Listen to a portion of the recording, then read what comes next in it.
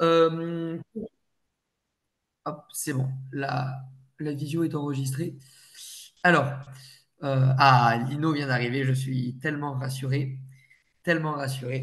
de voir Lino arriver, qui comprend jamais rien à rien. Ça va lui faire du bien. Bien. Du coup, on va attaquer tranquillement sur ce cours du E4, donc sur les variables aléatoires et les lois de distribution. C'est un cours qui n'est pas très compliqué. Vous allez voir que dans son ensemble, alors variables aléatoires, vous en faites au lycée, donc vous avez plutôt l'habitude de travailler avec. Loi de distribution, bon, c'est nouveau. Vous l'avez sûrement vu en pré-rentrée. Vous le revoyez là ce soir. Rien d'incroyable. Beaucoup de lois normales qui tombent au concours. Peut-être un peu de loi de student. Loi du qui 2, c'est plus pour les tests statistiques. C'est moins pour euh, les questions sur les lois de distribution. Voilà. Ce que je vous propose, c'est de passer rapidement le poli en. Voilà, rapidement les pages, qu'on on regarde un peu s'il y a des points qui sont compliqués. On est 15, moi compris, donc on n'est pas beaucoup. Donc ce que je vous propose, c'est quand même d'interagir s'il y a des questions au fur et à mesure que je puisse vous débloquer. Euh, L'objectif, c'est d'arriver, d'avoir un peu le temps de faire quelques annales à la fin sur les 20 dernières minutes. Voilà. Bon, vous allez voir que après le cours, ça reste du cours, hein.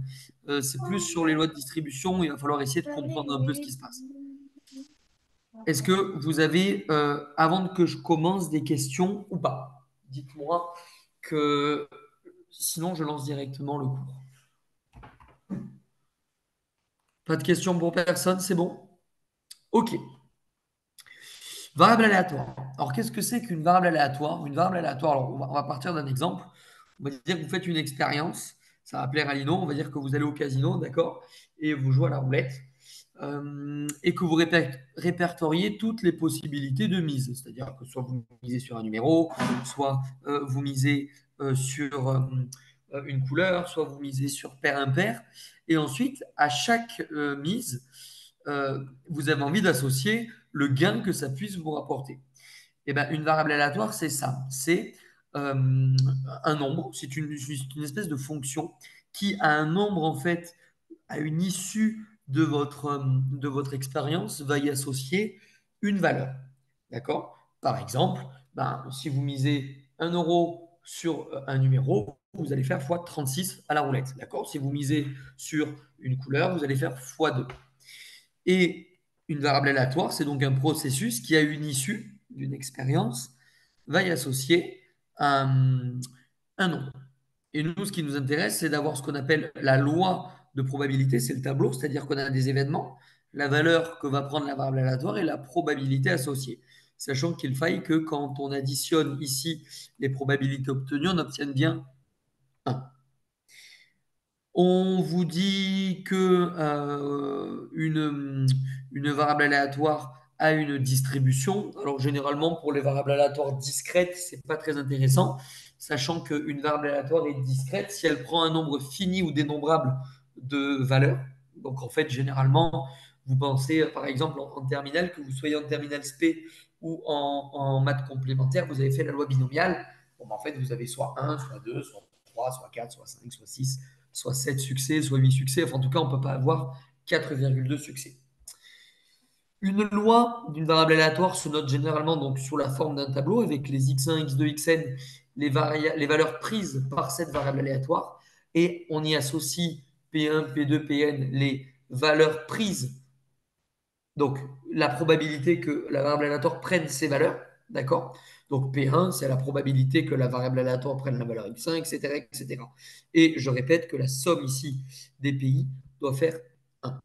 L'espérance, c'est un indicateur qui va nous donner un renseignement sur ce que, en moyenne, la variable aléatoire va prendre comme valeur, avec quelle probabilité. Donc, l'espérance, c'est une moyenne. C'est x1p1 plus x2p2, etc., jusqu'à xnp. Et vous avez d'autres indicateurs, des indicateurs plus de dispersion, comme la variance, qui est la somme des xi moins l'espérance qu'on a calculé avant au carré fois pi. D'accord? Donc en fait, ce serait x1 moins l'espérance au carré fois p1, x2 moins l'espérance au carré fois p2, etc., etc. Et enfin, l'écart type qui, lui, pour le coup, sera la racine carrée de la variance. Et on vous donne dans le poli du cours plusieurs propriétés relatives à l'espérance et à la variance. OK. Ici, il vous donne un exemple où on vous donne une loi de probabilité avec euh, x qui prend comme valeur 0 et 1 et les probabilités associées. On se rend bien compte que quand j'additionne cette valeur à cette valeur, j'obtiens bien 1. OK. Ensuite, on a ce que l'on appelle des variables aléatoires conjointes ou des variables aléatoires à deux dimensions. Déjà, on vous donne une définition sur qu'est-ce que c'est que deux variables aléatoires indépendantes. Les deux variables aléatoires sont indépendantes si, quand vous faites la probabilité d'avoir que x prenne une valeur et que y prenne une autre valeur, ça revient en fait à faire le produit que x1 prenne cette valeur fois que y prenne l'autre valeur. En fait, si la probabilité de l'intersection, c'est-à-dire quand on a les deux en même temps, c'est égal au produit de ces deux probabilités. Ici, par exemple, on vous donne deux lois indépendantes. Pourquoi? Parce qu'on se rend compte que si je veux faire la probabilité que S1 égale 1 et que PH égale 1, la loi conjointe donne 0,375. Si je fais S1 égale 1, 0,5 fois pH égale 1, 0,75, j'obtiens bien 0,375. Donc ici, par exemple, ça marche. Et il faut que ça marche pour toutes les cases. Bon, après, on ne va pas toutes les faire, mais si je fais bien 0,5 fois 0,25, j'obtiens bien 0,125. Si je fais S égale 2 fois pH égale 1, j'obtiens bien 0,375. Et quand je fais S2 et pH égale 0, j'obtiens bien 0,125. Et on vous donne ensuite, alors ça c'est du coup, hein, des propriétés lorsque les variables aléatoires sont indépendantes ou conjointes. Alors l'espérance, c'est une fonction, l'espérance, qui a le bon goût d'être linéaire. C'est-à-dire que quand vous allez faire l'espérance d'une somme, vous allez récupérer la somme des espérances. Et ça ne marche pour la variance que lorsque les variables sont indépendantes. D'accord? Donc, la variance d'une somme est égale à la somme des variances que si on a les xi, les variables aléatoires x1, xn sont indépendantes. Et vous avez ensuite les mêmes propriétés pour l'espérance et pour la variance, les deux suivantes, dans le cas de euh, variables aléatoires indépendantes. Et ensuite, on vous redonne un exemple où on vous fait calculer des probabilités. Ensuite, on vous définit ce que l'on appelle le coefficient, la covariance. Alors, la covariance, elle s'obtient en calculant l'espérance de x moins l'espérance de x, y moins l'espérance de y. Et ici, en fait, on vous donne un exemple de covariance, comment on calcule la covariance. Donc, pour calculer la covariance, vous êtes d'abord de deux variables aléatoires, hein, c'est la variance liée de deux variables aléatoires, d'où le mot covariance. Donc, il faut avoir l'espérance de x et l'espérance de y pour pouvoir la calculer. Et ensuite, sur l'exemple qui est donné ici, on se rend compte que on calcule donc l'espérance, on calcule l'espérance et la covariance. Par exemple, pour ici S pour le sexe et H pour l'hémophilie, eh ben, vous avez donc 1 moins 0,5, 0,5 qui était l'espérance de S, facteur de 1 moins 0,25 qui était l'espérance de H fois ici 0,25. Ensuite, on passe à cette case ici, on fait 1 moins 0,5, 0 moins 0,25 fois 0,25. Ensuite, on passe à ici. Euh, pourquoi j'ai pas les bonnes cases ici 0 moins 0,5, 1 moins 0,25, alors que c'est 2. Oui, parce que, pardon, excusez-moi. La loi conjointe, je la donne ici. La loi conjointe, je vous l'ai donnée ici, en fait. On a 1 avec la probabilité 0,25. On a 0,1 avec la probabilité 0. Pourquoi 0? Attendez, bougez pas, on vous dit. On reprend le tableau de l'exemple. S égale 1 pour les garçons et S égale 0 pour les filles. D'accord. Eux, ils l'appellent grand S dans cet exemple, mais moi, je voulais changer là-dessus. En fait, qu'on ait un ou deux, ça. Après, ça ne change rien. Donc 1, 0, 0, 0, et on calcule la covariance. Et on vous donne ensuite la définition du coefficient de corrélation. Le coefficient de corrélation, vous savez, vous l'utilisez souvent quand vous faites. Alors, je sais que ça se fait en physique, en SP, et aussi en maths co, quand vous étudiez la relation entre deux variables. Et le coefficient de corrélation, plus il est proche de 1, plus c'est correct, en fait, et plus il est proche de 0, et moins c'est correct. Et ce coefficient de corrélation pour deux variables aléatoires x et y s'obtient en calculant la covariance qu'on divise par l'écart type de x fois l'écart type de y. Alors, je m'arrête là. Est-ce que vous avez des questions sur ces variables aléatoires discrètes? C'est beaucoup de cours, hein. Il n'y a pas grand-chose à comprendre. Je veux dire, il y a vraiment, à part dire oui, ok, pas de grosse coupe. Mais je prends du temps là pour répondre à vos questions. Donc, je vous écoute. Est-ce que vous avez des questions?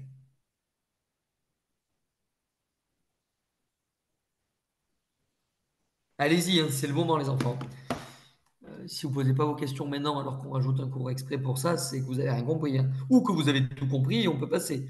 Mais on n'aura jamais le temps de repasser sur le 4 sur ces notions-là. Donc, posez vos questions. Posez vos questions sur toute cette partie, s'il y en a.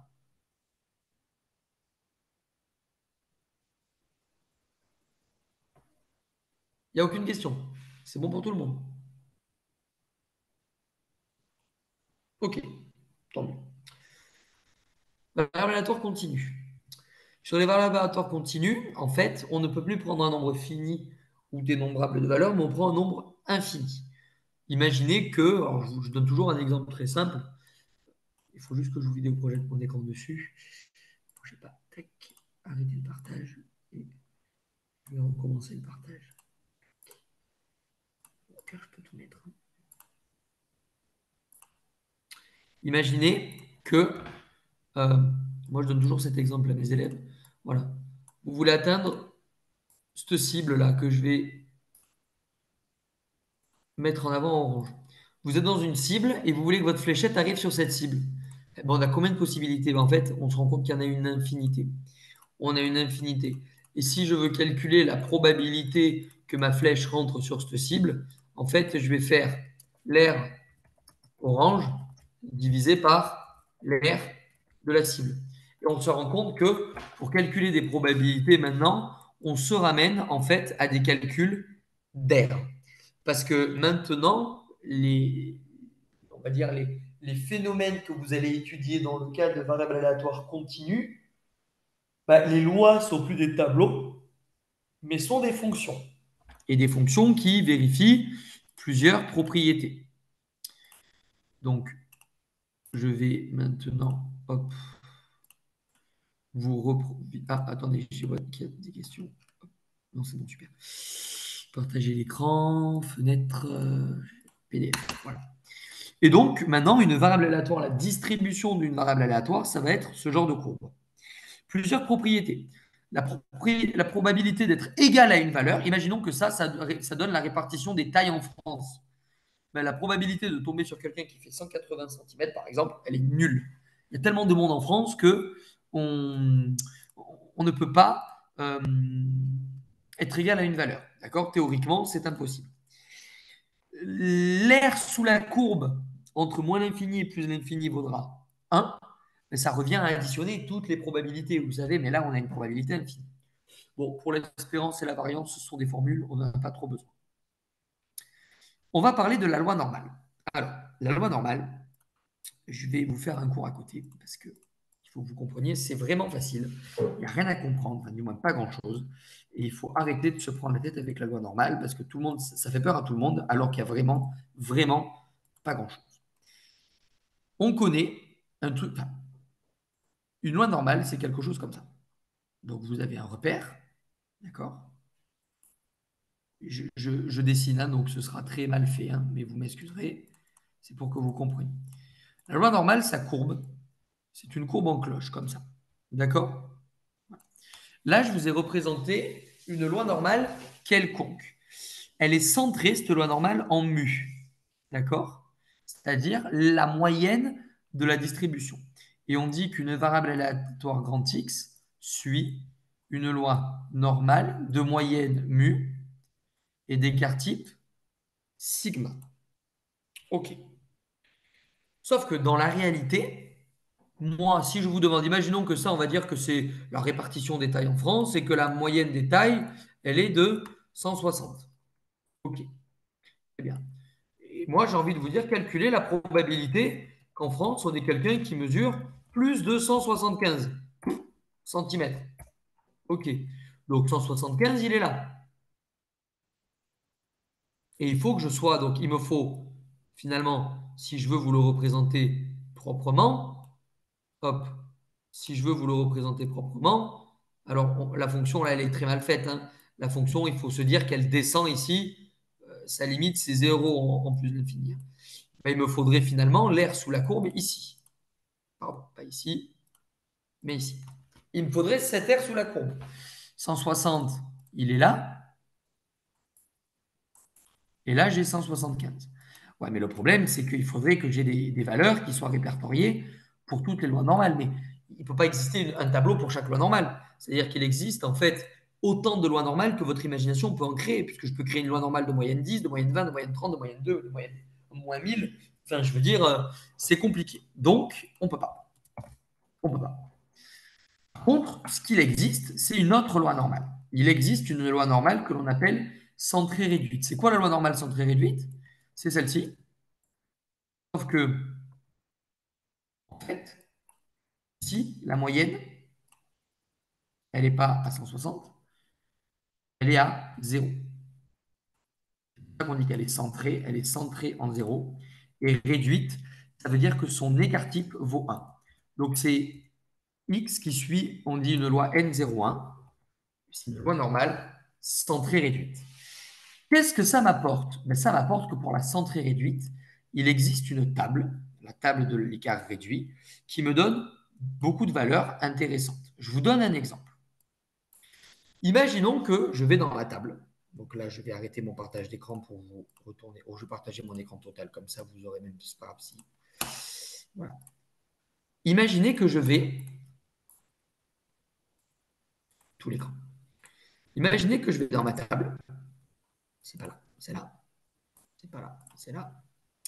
Que je vais dans la table et que je prenne la valeur. Alors, je regarde. Alors là, c'est la table de la loi de student. Moi, je veux la table de la loi normale. Imaginez que je prenne la valeur 1,96. Je vois qu'ici, j'ai un alpha. Ici, j'ai le nombre de dixièmes qui correspondent à alpha. Et ici, j'ai le nombre de centièmes qui correspondent à alpha. Et je remarque que pour le nombre 1,96, le alpha correspondant, il vaut 0,05. Parce qu'il y a 0 dixième et 5 centièmes. Ça veut dire quoi? Ça veut dire que sur mon dessin, si je place ici 1,96 et ici 1,96, eh bien la probabilité d'être en dehors ici et ici, la somme des deux vaut 0,05. Mais comme il y a autant avant et autant après, ça fait 0,025, à savoir alpha divisé par 2, et ici 0,025. Et la probabilité du coup d'être à l'intérieur, étant donné qu'elle vaut 1, la somme, ça fait 0,95. Et là, vous me dites, oui, d'accord, mais il est bien gentil, Marc Arian. Le problème, c'est que dans la réalité, rien ne suit une loi normale centrée réduite. Mais on a de la chance. C'est-à-dire que quand on a une loi qui suit une loi normale mu sigma, eh bien, si vous avez une variable aléatoire grand X qui suit une loi mu sigma, eh bien, vous pouvez créer une variable aléatoire Z, qu'on appelle la variable aléatoire de l'écart réduit, qui, elle, suit une loi A, Z, qui est égale en fait à X moins mu divisé par sigma. Et cette variable aléatoire-là, elle suit une loi normale centrée réduite. Alors là, ça paraît un peu théorique, ça s'appelle le théorème de Moivre-Laplace, c'est un peu théorique, il est vrai. Mais dans la pratique, ça nous sauve la vie. D'accord? Pourquoi? Ben, je vous donne un exemple. On va voir si ça fonctionne. Je vous donne un exemple. Imaginez que on ait une variable aléatoire grand X qui suit une loi normale de 4 ou 4, 2. Allez, n 4, 2. C'est-à-dire oui, 4, 2. Une moyenne à 4 et un écart type à 2. Et que je vous demande de me calculer la probabilité que x soit supérieur à 5. Là, vous me dites, OK, bon, comment on fait? On est emmerdé. Comment ça marche? Bon, eh ben, c'est pas compliqué. Moi, je vais dire, donc ça, c'est ce que je veux trouver.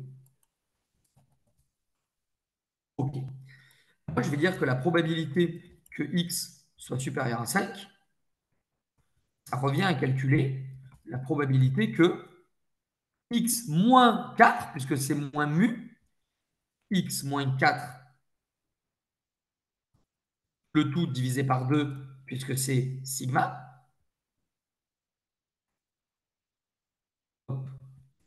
est plus grand que 5 moins 4 divisé par 2. Et l'avantage, c'est que la variable aléatoire là, que je vais vous encadrer en rouge, elle est centrée réduite. C'est le théorème que j'ai écrit au-dessus. Cette variable aléatoire-là, elle est centrée réduite. Je l'appelle Z. Et donc ça revient à calculer la probabilité que Z soit supérieur à 5 moins 4, 1, divisé par 2, 0,5. Comment je fais? Je me fais surtout pas chier. Je prends hop,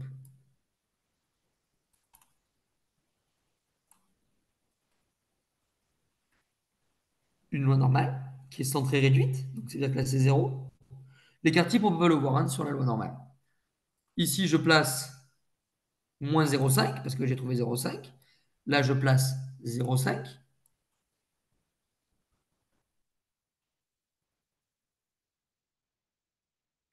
Et je vais, dans ma table, lire pour 0,5 combien j'ai au-dessus, combien j'ai au-dessous. Je vais dans ma table et je rate 0,5. Oh, purée, nickel en plus, ça tombe exactement juste. Ça fait 0,62. Ça veut dire que être au-dessus ou au-dessous de 0,5, c'est 0,62. Ça veut dire que d'être ici et ici, chacun respectivement, c'est 0,31. Là, j'ai 0,31. Et là, j'ai 0,31. C'est-à-dire qu'au milieu, j'ai 0,38.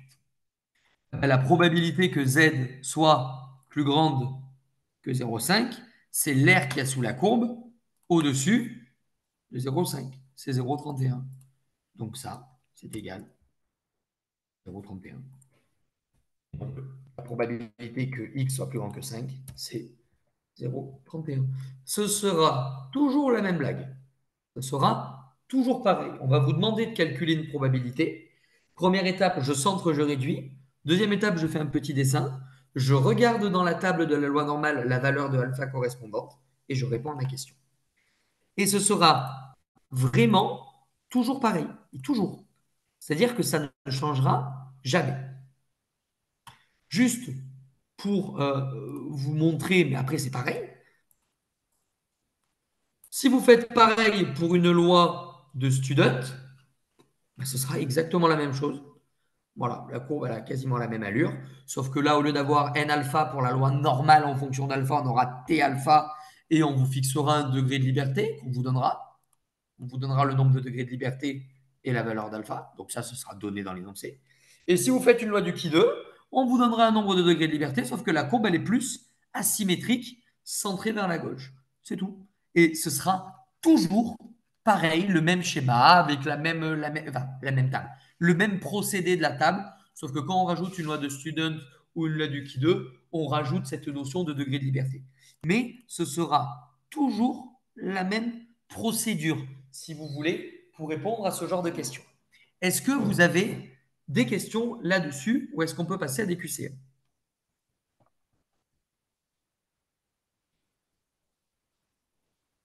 Moi, j'aurais une question Vas-y Estelle, je t'écoute. sur tout à l'heure quand vous avez marqué 0,31, 0,38 sur le dessin. J'ai pas trop compris comment vous êtes arrivé là. Le 0,31, tu l'as compris ou pas? Ben, non, justement, je sais pas Ah, d'où ça. regarde, quand je calcule mon écart réduit, j'ai un écart réduit de 0,5.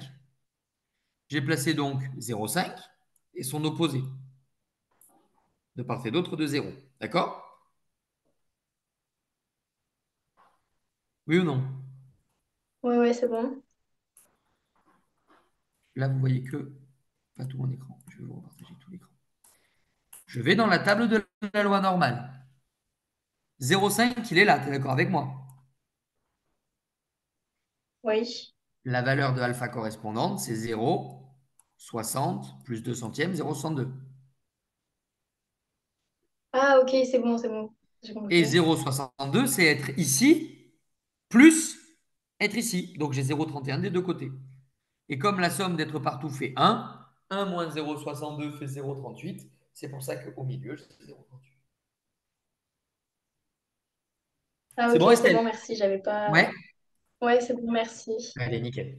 D'autres questions? Je vous écoute. Euh, oui, j'ai une question. Et du coup, par exemple, la probabilité d'être tout à droite et à la fois au milieu, du coup, ce sera 0,68 plus 0,31.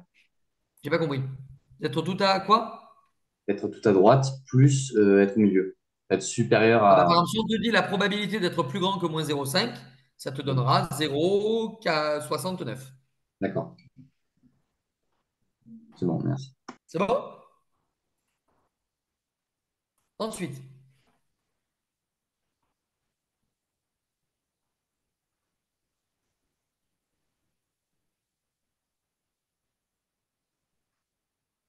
vous êtes tous des cracks en loi normale, c'est bon.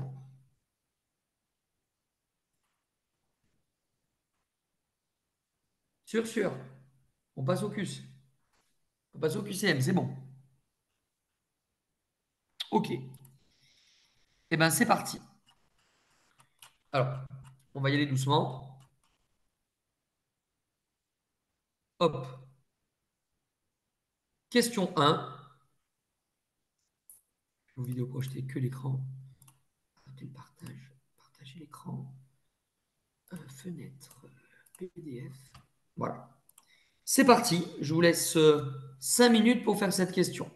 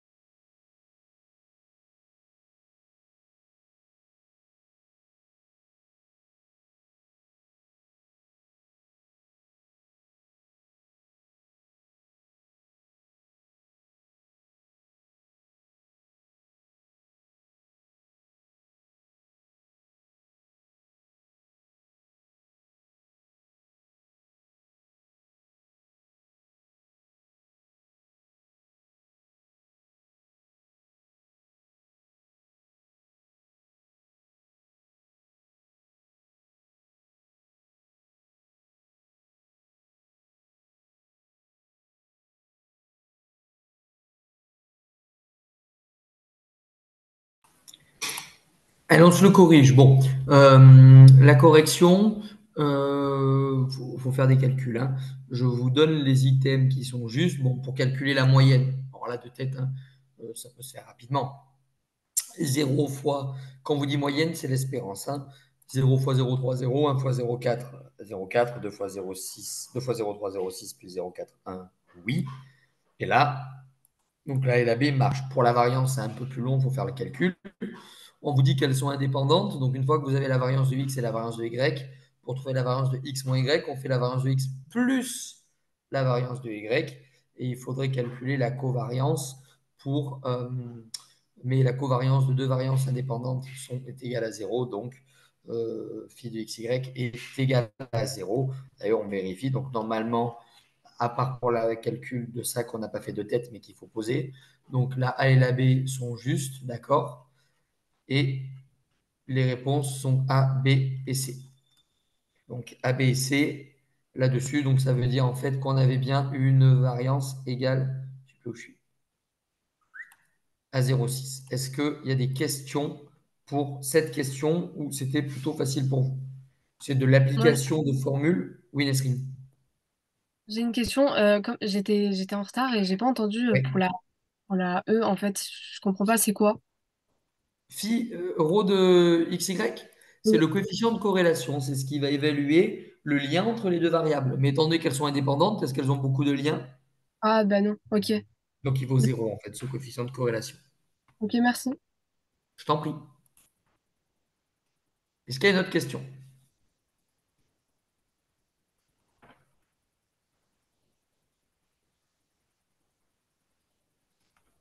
Non, c'est bon. C'est bon pour tout le monde? Allez, hop. Question 2 sur la loi normale. C'est parti, je vous laisse pareil, 10 minutes, soit un peu moins, 5 minutes pour la faire.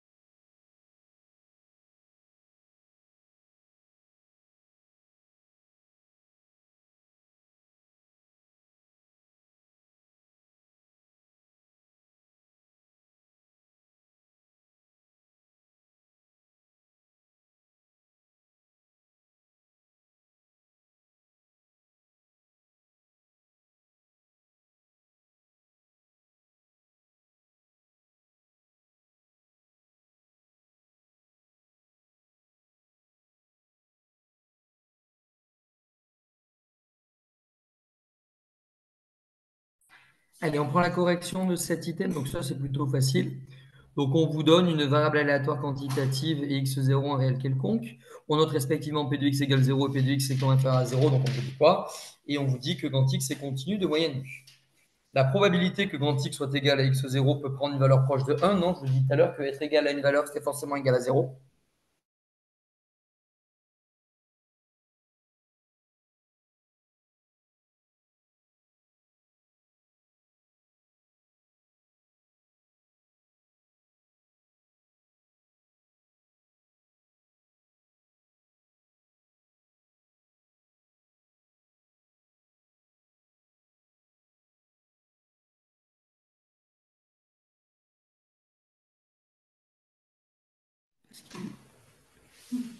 Bon, pourtant ça marche encore. Ça a dû couper l'enregistrement.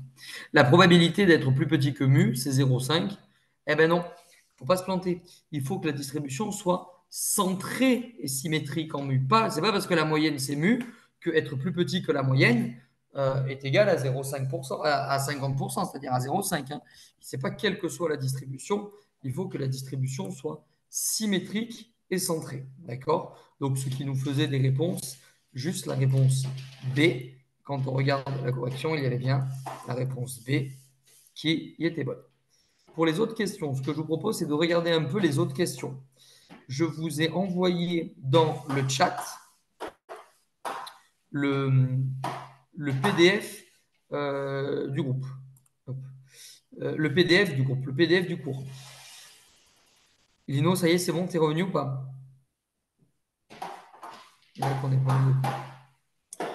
Je vous laisse regarder les autres questions QCM que je vous propose. Il y en a 3, 4, ça rendra bien sûr en 10 minutes, un quart d'heure, pas le temps de toutes les faire. J'aimerais bien que vous regardiez rapidement, que vous me disiez s'il y en a certaines qui vous poseraient vraiment un gros problème. Que je puisse vous. Je n'ai pas envie de vous les faire pour vous donner la correction. L'objectif, il n'est pas là. L'objectif, il est que vous cherchiez vraiment la manière de faire et la bonne méthode pour répondre. Je préfère vous débloquer plutôt que de vous faire. Donc, je vous ai mis le doc dans la dans la conversation de la visio. On se laisse même pas 10 minutes, d'accord? Vous regardez, ça vous laisse même pas une minute par question, hein, c'est très rapide. Et vous essayez de me dire s'il y en a vraiment sur lesquels vous n'avez vraiment aucune idée de comment on s'y prend. Comme ça, on essaye de voir les moyens de se débloquer. Allez, c'est parti.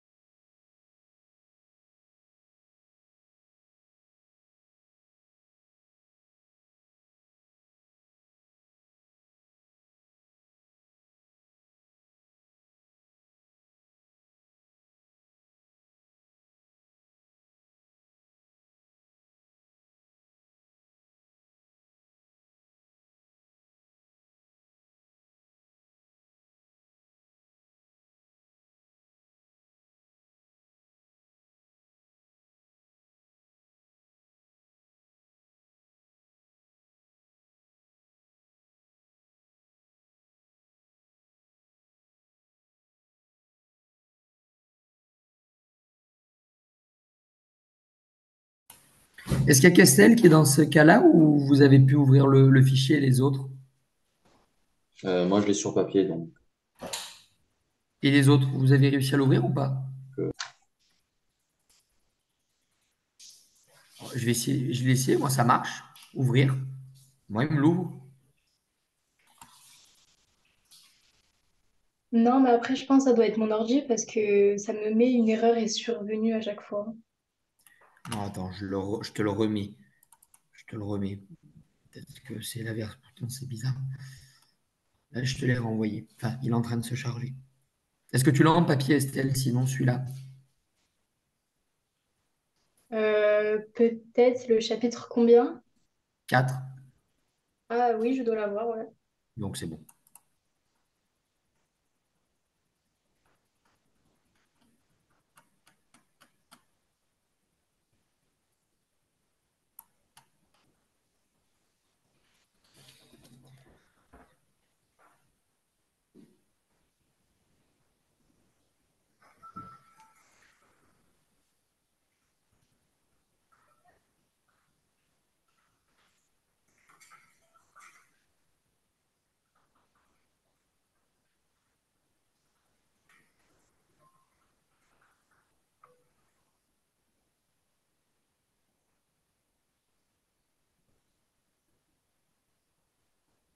Allez. Est-ce que vous pouvez me dire s'il y a des points voilà, où vous avez vraiment vous êtes des besoins pardon, d'être débloqués, des trucs qui vous posent problème? oui, j'ai pas compris comment je pouvais répondre à la question 4 parce que c'est par rapport à ce qui marquait impossible, certain, qui fait que les systèmes ils sont rendus faux. Alors, c'est parti. Question 4.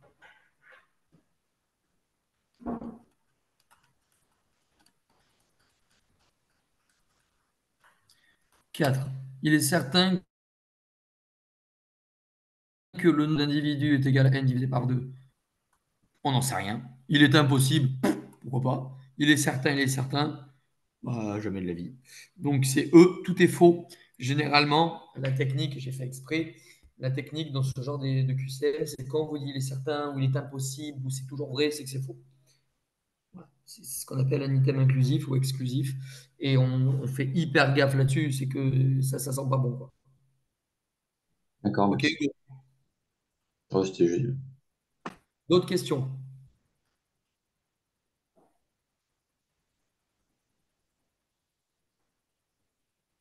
Personne n'a de questions, tout le monde sait faire.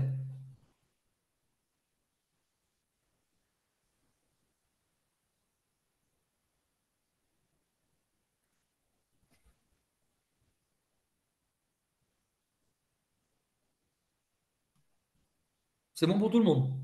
Bon, bah écoutez les enfants, c'est bon pour vous. On va arrêter là. J'espère que ça vous a aidé. S'il y a des questions, n'hésitez pas à m'écrire. Euh, et puis voilà. Et puis voilà, voilà. Ah, Estelle est revenue. N'hésitez pas à me le dire s'il y a des questions. Vous pouvez vous déconnecter. Je vous souhaite une bonne soirée. Et puis on se revoit sûrement dans pas très longtemps. Voilà. Si vous avez des questions, n'hésitez pas à me les poser. Et je vous souhaite une bonne soirée. Merci, au revoir. Au revoir les Merci, enfants. au Passez une revoir. bonne soirée, reposez-vous un peu, c'est tard. Au revoir. Merci. Au revoir.